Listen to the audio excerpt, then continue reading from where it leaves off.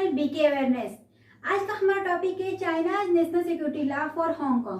मतलब चाइना ने हांगकांग के लिए एक नेशनल सिक्योरिटी लॉ लाया है और इसके खिलाफ कह सकते हैं कि हांगकांग में जबरदस्त प्रोटेस्ट चल रहा है। अभी नेशनल सिक्योरिटी लॉ क्या है और चाइना ने इसे क्यों लाया है हांगकांग में, और हांगकांग में जबरदस्त प्रोटेस्ट क्यों चल रहा है, इन सब चीजों को अच्छे से समझने के लिए थोड़ा हमें हांगकांग के बारे में जानना होगा। तो चलिए थोड़ा हम हांगकांग के बारे में जानते हैं और स्टार्टिंग करते हैं। हांगकांग ये है चाइना, इसको मैंने एक मैप बनाया है। चाइना का सबसे साउदर्न रीजन है, मतलब सबसे दक्षिण बिंदु क्या है, हांगकांग। और हांगकांग में 80 लाख पॉपुलेशन रहती है। और हांगकांग के बारे में थोड़ा जानते हैं कि हांगकांग जो है ब्रिटेन के अंडर में, मतलब 150 सालों तक ब्रिटेन के अंडर में रहा है। और ये ब्रिटेन के अंडर में क्यों रहा है इसके बारे में भी जानते हैं। ये देखिए ओपियम, हांगकांग ओपियम वार, मतलब ये चाइना की ही टेरिटरी थी। हांगकांग जो थी चाइना की टेरिटरी थी, लेकिन एक ओपियम वार हुआ था 1839 से लेके 1842 तक, मतलब 3 सालों तक लगातार वॉर चला चाइना और ब्रिटेन में। और इसमें क्या होता है कि चाइना के पास नहीं ब्रिटेन के पास अच्छे वेपन्स रहते हैं, इसलिए ब्रिटेन जीत जाता है और चाइना हार जाता है। और इन लोगों में एक ट्रीटी साइन होती है और इसी ट्रीटी के अकॉर्डिंग क्या होता है कि जो हांगकांग है वो कहाँ चला जाता है, ब्रिटेन के अंडर में चला जाता है। फिर उसके बाद जब ब्रिटेन के अंदर में चला जाता है तो ब्रिटेन के अंदर में इसका डेवलप भी बहुत अच्छे से होता है। मतलब ब्रिटेन एक कह सकते हैं कि डेमोक्रेसी कंट्री है, लोकतांत्रिक देश है, और इसके अंडर में हांगकांग का बहुत ज़्यादा विकास का डेवलप हुआ। पहले लोग जाते थे तो लंदन में, और ये लंदन और हांगकांग एकदम दोनों में बहुत ज़्यादा सिमिलरिटीज थी, मतलब कि समान थे। मतलब यहाँ पे जैसे जुडिशरी थी, यहाँ पे ऐसा बिजनेस था, यहाँ पे ऐसा कानून था, वैसा क्या लंदन में भी वैसा ही कानून था, वैसी ही जुडिशरी थी, वैसा ही बिजनेस था। मतलब कह सकते हैं कि इतनी सिमिलरिटीज थी दोनों में कि अगर दोनों जगह अगर लोग घूमते थे तो समझ नहीं पाए थे कि क्या चीज़ है, मतलब बहुत सिमिलर था। तो कह सकते हैं कि ब्रिटेन में ये जो हांगकांग का जो डेवलप हुआ बहुत अच्छे से हुआ और बहुत डेवलप्ड सिटियों में से ये एक होगा। दुनिया के डेवलप्ड सिटी में से हांगकांग भी एक ऐसी सिटी बनी जो बहुत डेवलप्ड हुई। और यहाँ पे ट्रेड या इन्वेस्टमेंट सेंटर भी बना। मतलब बहुत कंट्री ऐसी थी जो यहाँ पे ट्रेड करना चाहती है और यहाँ पे इन्वेस्ट भी अपना बहुत किया। तो ये तो रहा कि ब्रिटेन के अंडर में हांगकांग की क्या स्थिति रही है। तो ये हांगकांग की चीजें रही। और लेकिन एक ट्रीटी साइन हुई थी 150 सालों तक, और जो ट्रीटी साइन हुई थी चाइना से 150 साल तक फिर उसे लौटा दिया जाएगा, तो वो 1997 में वो क्या पूरा हो रहा था। और तब चाइना और ब्रिटेन एक दूसरे से बातचीत करते हैं और कहते हैं कि चाइना ने कहा कि अब हमारी टेरिटरी जो है हांगकांग उसको लौटा दिया जाए।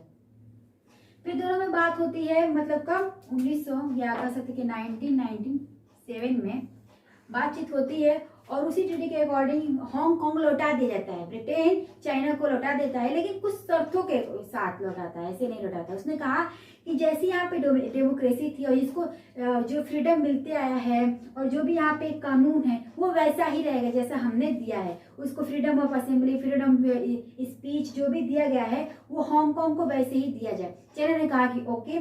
फिर उसने कहा तो ये भी कहा ब्रिटेन ने कि मतलब कि एक 1 कंट्री 2 सिस्टम, मतलब कि कंट्री एक रहेगी और यहाँ पे जो हांगकांग में सिस्टम रहेगा वो अलग रहेगा, और आपकी जो मेन लैंड चाइना का सिस्टम है वो अलग रहेगा। मतलब हांगकांग में जो ब्रिटेन के अकॉर्डिंग जो सरकार या जो भी कानून था वैसे ही इसमें रहेगा, और भी कितने सालों के लिए, 50 सालों के लिए, मतलब कि 15 ईयर्स के लिए। और ये किसके अकॉर्डिंग होता है, एक लॉ के अकॉर्डिंग, मतलब बेसिक लॉ के अकॉर्डिंग। एक इसके लिए हांगकांग के लिए बेसिक लॉ बनाया जाता है और बेसिक लॉ के अकॉर्डिंग ही 50 सालों के लिए ब्रिटेन कहता है कि हांगकांग में जैसी फ्रीडम है और जैसी लीगल सिस्टम है इस टाइम वही वैसे ही रहेगा। मतलब इसका सिस्टम अलग होगा और मेनलैंड चाइना का सिस्टम अलग होगा।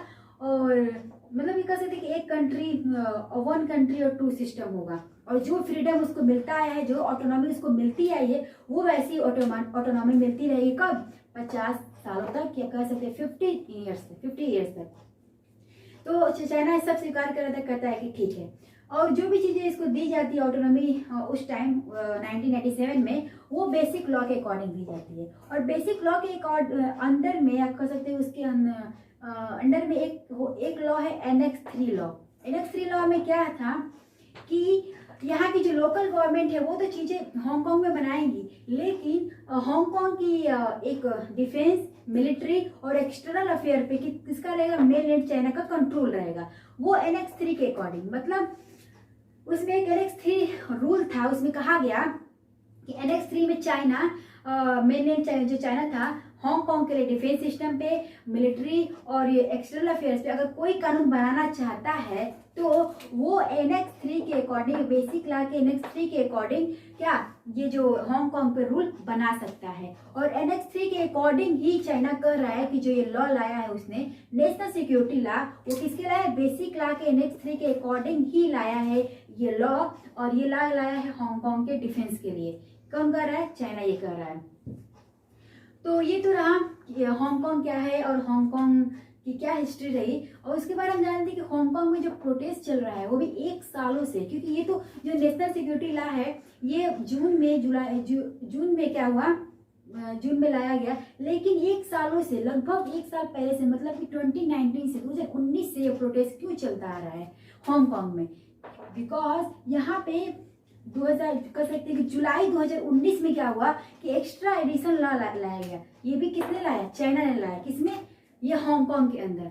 मतलब इसके अंदर ये था कि अगर कोई भी सिटीजन हांगकांग का कोई भी अपराध करता है या कोई भी कानून तोड़ता है तो उसका फैसला कहाँ होगा, मेनलैंड चाइना में होगा। और इसी के खिलाफ 2019 में क्या हुआ कि वहां के जो भी सिटीजन थे वो पूरे सड़क पे, मतलब 17 लाख सिटीजन सड़क पे उतर आए।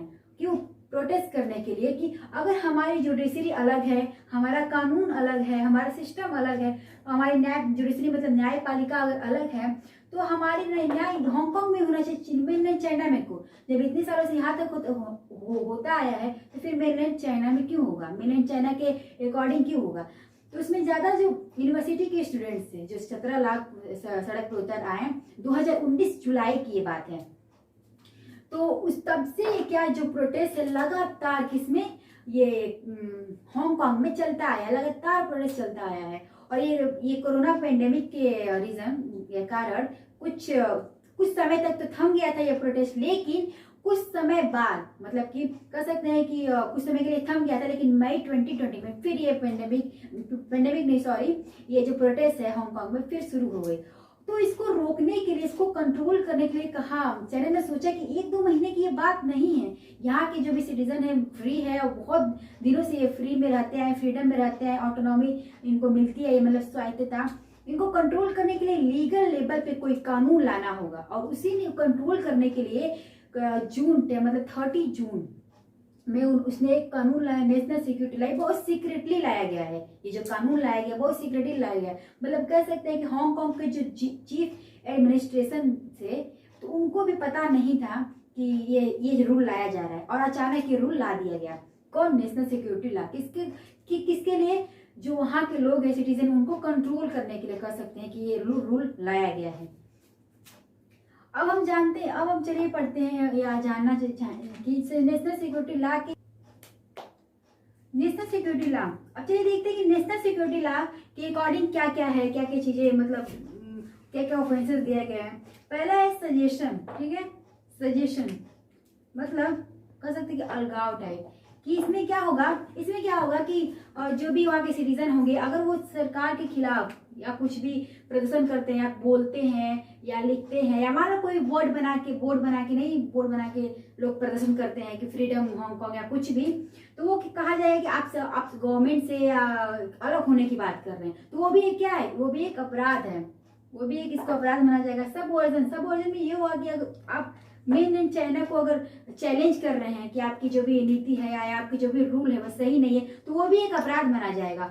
और तीसरा है टेररिज्म, मतलब कि अगर आप कोई भी पब्लिक ट्रांसपोर्ट या किसी भी प्रदर्शन में या प्रोटेस्ट में नहीं होता है कि लोग तोड़फोड़ करने लगते हैं, पब्लिक ट्रांसपोर्ट को भी तोड़ते हैं या गाड़ियों को तोड़ते हैं, जलाते हैं, तो अगर ये चीज करते हैं तो उसमें क्या होगा, आपको टेररिस्ट डिक्लेयर कर दिया जाएगा, मतलब आतंकवादी घोषित कर दिया जाएगा, और उसमें भी आपको क्या मिलेगा, सजा मिल सकती है। और चौथा और लास्ट है कोलिजन विथ फॉरेन और एक्सटर्नल कह सकते हैं एक्सटर्नल फोर्सेस।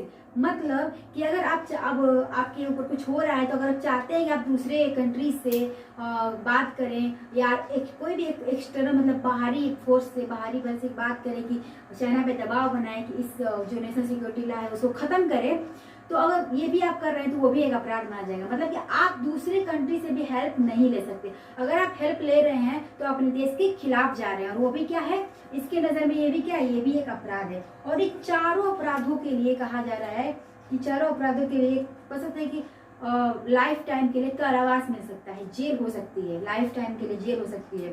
मतलब कि अब आप एक पोस्टर लेके भी प्रोटेस्ट नहीं कर सकते कि फ्रीडम हांगकांग या कुछ भी करके, अगर आप वो पोस्टर लेके भी अगर आप लिख के या बोल के कुछ करते हैं तो वो भी एक अपराध माना जाएगा, और उसको भी क्या किया जाएगा, उसमें जेल में डाल दिया जाएगा, और आजीवन मतलब लाइफ टाइम के लिए। मतलब इतना कड़ा कानून है ये। तो इसके अकॉर्डिंग बहुत सारी चीजें, और ये नहीं कि वहाँ के सिटीजन के लिए, अगर वहाँ पे कोई गैर रेजिस्टेंट गया है, मतलब अगर वहाँ पे कोई दूसरे देश का नागरिक वीजा पे 2 साल के लिए गया और प्रोटेस्ट में उसका नाम आता है, चाहे वो प्रोटेस्ट में भाग लेता है, तो भी ये सारे रूल जो है उसके भी लागू होंगे, उसको भी फॉलो करना पड़ेगा, उसको भी जेल में डाला जा सकता है। ये नहीं कि वहाँ के पास सिटीजन के लिए। अगर कोई कंपनी भी है, अगर वो प्रोटेस्ट में शामिल होती है, चाहे उसका नाम आता है, तो उस कंपनी पे भी क्या लीगल एक्शन लिया जाएगा। और सबसे बड़ी बात ये है कि अगर इसकी जो सुनवाई होगी वो क्या, एक बंद कमरे के अंदर होगी। अगर मान लो कोई अपराध करता है, उसकी सुनवाई हुई तो वो बंद कमरे के अंदर होगी। जो उसका लास्ट डिसीजन आएगा या फैसला आएगा, जजमेंट आएगा, वो बस मीडिया में चाहे लोगों में डिक्लेयर किया जाएगा। मतलब कि पूरा फैसला होने के बाद जो लास्ट का होता है वो मतलब वहां पे मीडिया नहीं जाएगी, एक बंद कमरे में क्या होगा, इन लोगों का फैसला होगा या इन मामलों का फैसला होगा। किसके अकॉर्डिंग, नेशनल सिक्योरिटी लॉ के अकॉर्डिंग।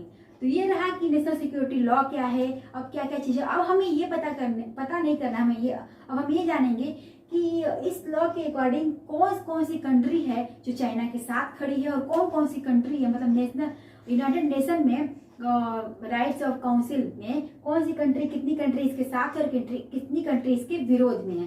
तो 53 ऐसी कंट्रीज हैं जो इसके साथ है, और 23 कंट्रीज हैं जो इसके विरोध में है। ठीक है, तो उसमें से कुछ कंट्रीज हैं, जैसे कि कुछ कंट्रीज है अफ्रीका के कंट्रीज हैं, ठीक है, कुछ अफ्रीका की है, कुछ मिड ईस्टर्न कंट्रीज हैं, ठीक है, कुछ ऐसी कंट्रीज हैं मतलब कि मिड ईस्टर्न मतलब कि मध्य पूर्व के जो देश है जो खुद तानाशाही चलाते हैं, और ये अफ्रीका के कुछ देश हैं जो चाइना के लोन के तले दबे हुए हैं। तो ये दोनों ये सब देश जो है, जो भी कंट्रीज हैं, ये 53 कंट्रीज हैं जो क्या है, चाइना के साथ खड़ी है, और 23 जो कंट्री हैं वो कह सकते हैं कि इसके विरोध में है। इसमें यूके है, ठीक है, उसके बाद यूएसए है, उसके बाद ऑस्ट्रेलिया है, ठीक है। तो ये सब जो कंट्री हैं ये इसके विरोध में खड़ी है। यूके ने ये भी कहा है कि जो ट्रीटी साइन हुई थी बेसिक लॉ के अकॉर्डिंग जो ट्रीटी साइन हुई थी कि अब 50 ईयर्स तक, मतलब 50 सालों तक, 50 ईयर्स तक हांगकांग को वैसे ही रखेंगे जैसे कि ये ब्रिटेन के अंडर में थी, और जो भी कानून है उसका अलग रहेगा, सब चीजें अलग रहेंगी। तो फिर ये 23 सालों बाद ही क्यों चीजों को तोड़ा जा रहा है। तो उसने कहा है, अपने बचाव में चाइना ने क्या कहा है कि नहीं, जो बेसिक लॉ के अकॉर्डिंग एनेक्स 3 था जिसमें ये बताया गया था कि चाइना डिफेंस सिस्टम के लिए कोई भी रूल बना सकता है। तो ये जो नेशनल सिक्योरिटी लॉ आया है वो एनेक्स 3 के अकॉर्डिंग ही बनाया गया है। मतलब कह सकते हैं कि डिफेंस के लिए, रक्षा के लिए बनाया गया, हांगकांग के लिए। मतलब कह सकते हैं कि जो नेशनल सिक्योरिटी लॉ है इसके आड़ में वो पूरी जो हांगकांग है उसकी जो ऑटोनॉमी है उसको पूरी तरह से खत्म कर देगा। मतलब कि स्वायत्तता जो उसको प्रदान की गई थी, मिली हुई थी हांगकांग को, वो पूरी तरह से क्या हो गई है, खत्म हो गई है इस रूल के आने के बाद, इस सिक्योरिटी लॉ के आने के बाद। तो इसका यही मकसद था कि हांगकांग पे पूरी तरह से कंट्रोल करना। और क्योंकि एक और रीजन, सबसे बड़ा रीजन ये है कि यूएसए से जो हांगकांग का जो ट्रेड था वो बहुत अच्छी तरीके से चल रहा था, और उसका भी जो होगा वो भी खत्म हो जाएगा। यूएसए चाहे चाइना से इस टाइम कह सकते हैं कि बहुत कंट्रोवर्सी है दोनों देशों में, तो इसके लिए भी कह सकते हैं। और कह रहा है कि ये वेस्ट, जबकि कह सकते हैं कि जो अमेरिका है वेस्ट में पड़ता है, तो कह सकते हैं कि वेस्टर्न जो कंट्री है केवल यूएसए नहीं है, बहुत सारी वेस्टर्न कंट्री है। मतलब चाइना को कोई फर्क नहीं पड़ रहा है कि यहाँ पे ट्रेड घटेगा या कुछ भी होगा। और इसके फेवर में यूके ने कहा है कि कम से कम 30 लाख जो सिटीजन है अगर चाहते हैं हांगकांग के, तो मैं उनको हम उनको सिटीजनशिप दे सकते हैं, नागरिकता दे सकते हैं। तो यूके ने मतलब बहुत सारी चीज़ें हैं, बहुत सारे देश इसके खिलाफ है, बहुत सारे देश इसके पक्ष में है और बहुत सारी चीज़ें हैं। तो हो सकता है कि आपको ये समझ में आया हो। आई होप फ्रेंड्स आपको अच्छे से समझ में आया होगा कि क्या चीज़ें हांगकांग की क्या स्थिति है, चाइना के रूल जो है उसके पीछे की क्या इसकी रणनीति है, ये क्या करना चाहता है और कि कौन से देश इसके साथ खड़े हैं, कौन से देश इसके विरोध में खड़े हैं, और क्या क्या चीज़ें भारत जो कर सकते हैं कि भारत ना इसके विरोध में है ना इसके मतलब कि यूनाइटेड नेशन में उसने एक स्टेटमेंट तो दे दिया है ये किसके, चाइना के खिलाफ कि हाँ चाइना ने गलत किया है, मतलब यहाँ पे नहीं करना चाहिए, उसकी ऑटोनॉमी को नहीं छीनना चाहिए इस सिक्योरिटी लॉ के अकॉर्डिंग। लेकिन कर सकते हैं कि वहाँ पे साइन उसने नहीं किया है, अभी कुछ भी जो सिग्नेचर होता है खिलाफ में जो उसके पक्ष में वो कुछ नहीं किया है इंडिया ने, मतलब बस एक स्टेटमेंट जारी किया है।